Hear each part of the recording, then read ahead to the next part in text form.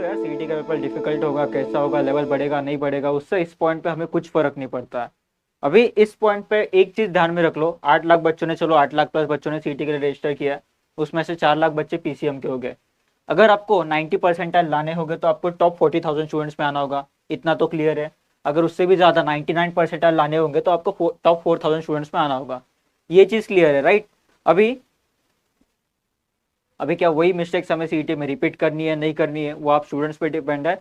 But ये video बनाने का मेरा वही मोटिव है कि स्टूडेंट्स ये मिस्टेक जो बोर्ड एग्जाम के टाइम पे किए थे वो वापस नहीं करने चाहिए, राइट। एक आपको सिंपल ग्राफ बना के एक चीज समझ जाएगी कि समझो आपने सीईटी की प्रिपरेशन यहाँ से शुरू की होगी।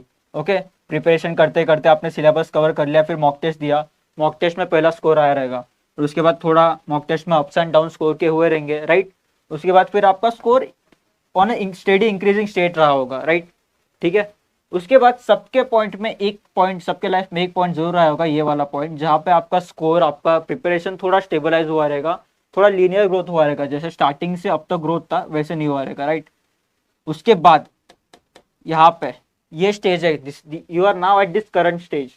इसके बाद यहाँ पे जो इम्पैक्ट होगा, यहाँ पे जो आप चीजें करोगे, एक तो आपकी यहाँ पे ग्रोथ होगी। समझो यहाँ पे आपका स्कोर आ रहा होगा 120, हो सकता है 120 पे शिफ्ट हो, किसी किसी का हो सकता है 120 पे रहे एंड सीईटी में भी 120 ही हो, एंड उसके बाद किसी का हो सकता है कि स्कोर डिक्रीज हो।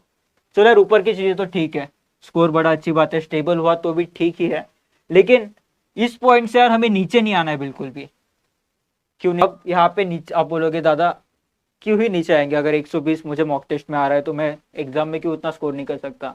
क्योंकि यार मैंने ऑब्जर्व किया इस टाइम के बोर्ड एग्जाम्स के टाइम पे बच्चों ने मिस्टेक्स की थी काफ़ी। अगर उन्हें अच्छे मार्क्स आ रहे होंगे कि उन्होंने 10-15 दिन पहले एग्जाम के कुछ ऐसे मिस्टेक्स की कि उनके मार्क्स कम आ गए।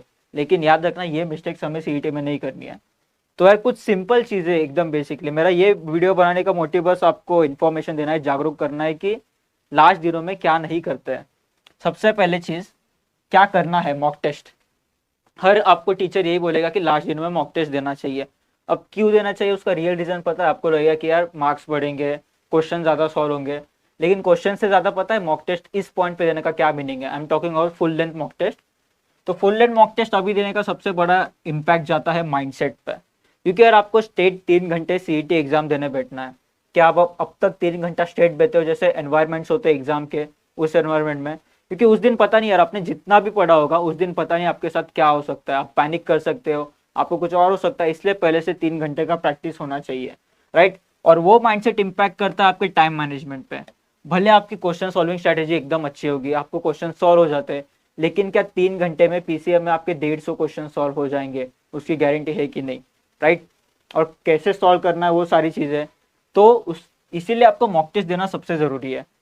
सो आई होप आपको समझ गया होगा कि इस पॉइंट पे मॉक टेस्ट देना क्यों जरूरी है। इरिस्पेक्टिव आपकी प्रिपरेशन हुई हो ना हुई हो, वो डायरेक्टली आप पे इम्पैक्ट लाएगा, आपके माइंडसेट पे, आपका जिस, देखो, talking about life also and talking about exam also, आपका जैसा माइंडसेट होगा वैसे ही चीज़ें कैरी फॉरवर्ड होगी। तो एग्जाम के डे पे आपका माइंडसेट काफ़ी स्ट्रांग होना चाहिए, राइट।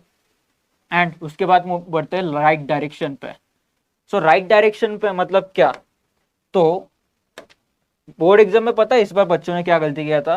लाइक हर साल ही होता है कि एग्जाम के कुछ दिनों पहले, समझो एग्जाम को 10-15 दिन बाकी है, यूट्यूब पे आके सर्व कर रहे थे ये कैसा करे वो सब कैसा करे, last 15 days strategy, last 10 days strategy, most expected question, ये वो सब। तो उसके वजह से इसकी वाट लग जाती है, राइट। तो क्या हमें सीईटी के पेपर के पहले इसकी वाट लगानी है, क्योंकि यही आपका डिसाइडिंग फैक्टर होगा आपका एग्जाम कैसा जाएगा, ठीक है। तो एग्जाम के कुछ दिनों पहले यार आई विल सजेस्ट यूट्यूब पे बाकी सारी चीज़ें, मतलब इन जनरल कम कर दो, ऐसा नहीं कि पूरा ही बंद कर दो। जो आपके ट्रस्टेड टीचर्स है बस उन्हीं के वीडियोस देखो, उन्हीं को फॉलो करो इस लास्ट के दिनों में। रिवीजन भी कर रहे हो तो थोड़ा ध्यान में रख कर करना, कुछ भी आलतू फालतू मत करना भाई इस लास्ट के दिनों में। तो ऐसे तुक्का कैसे मारे, ये कैसे करे, क्यों यार, क्यों करना है, क्यों इसकी वाट लगाना है, क्यों माइंडसेट की वाट लगाना है, ठीक है। तो इस वीडियो का एक सार हमें लेना हो तो मेरा एक ही सजेशन है, इन लास्ट के दिनों में यूट्यूब पे आके कुछ भी वीडियोस मत देखना, क्योंकि हो सकता है कि ये आपका सीईटी का जितना भी प्रिपरेशन हुआ होगा ये आपको इस पॉइंट से इस पॉइंट पर लेके आएंगे, राइट। ठीक है, स्ट्रैटेजी वीडियोस देखो यार वो एक्सेप्टेबल है, लेकिन उसी में मत घुस जाना।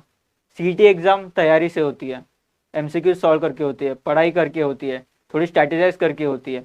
हर टाइम बस तुम स्ट्रैटेजी देखोगे, कुछ भी देखोगे कि यार ए बी में से आप देखोगे, देखो बहुत सारे वीडियोस यूट्यूब पे अपलोड होंगे अभी कि तुक्का कैसे मारे, ये कैसे मारे, बहुत सारे व्यूज आएंगे, लेकिन यू नो कि एग्जाम डे पे क्या मैटर करता है। ठीक है, that's it for all today, thank you so much.